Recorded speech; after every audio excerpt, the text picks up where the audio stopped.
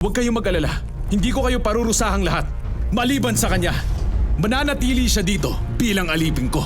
Kung may dapat kang parusahan, ako na lang ang alipinin mo. Hayaan mo siyang makauwi sa amin. Gusto mong pumalit sa kanya? Opo. Masyado nang nasaktan ng ama namin nung mamatay ang isa naming kapatid. Hindi ako papayag na maranasan niya uli yun.